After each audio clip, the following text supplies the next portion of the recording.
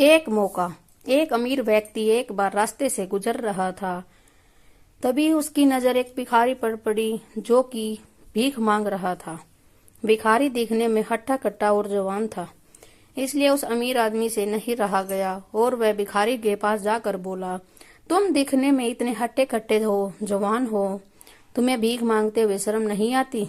भिखारी बोला, हाँ शर्म आती है, लेकिन भूख मिटाने के लिए मेरे पास और कोई चारा भी तो नहीं है।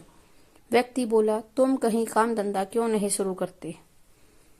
भिखारी बोला, साहब कोई मौका दे तब ना, मुझे कभी अवसर ही नहीं मिला कि मैं कुछ कर सकूं, इसलिए भीख मांगना मेरी मजबूरी बन गई। भिखारी की बात सुनकर व्यक्ति सोच में पड़ गया।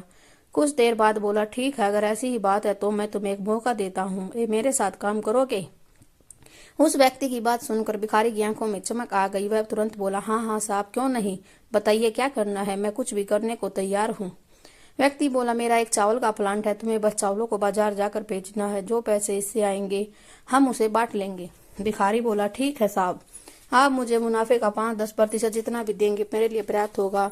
व्यक्ति मुस्कुराया और बोला, मैं तुम्हें 5-10% नहीं दूंगा, बल्कि 90% दूंगे।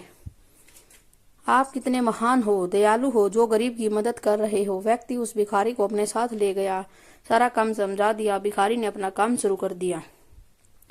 वह दिन रात मेहनत करता, गर्मी में बाजार जा जाकर चावल बेचता। धीरे धीरे उसके भीतर आत्मविश्वास आने लगा।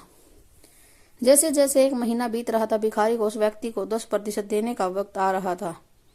उसके मन में विचार उठने लगे कि महीने भर मैंने जी तोड़ मेहनत करी, मैं अपनी मेहनत का 10% भी उसे क्यों दूं।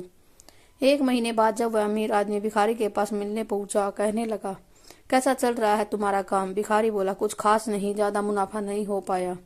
व्यक्ति बोला, क्यों झूठ बोलते हो, इस काम में मैं काफी वक्त से हूँ, मुझे पता है तुम्हें बहुत सारा मुनाफा हुआ है, तो तुम मुझे मेरा 10% देने में क्यों कतरा रहे हो?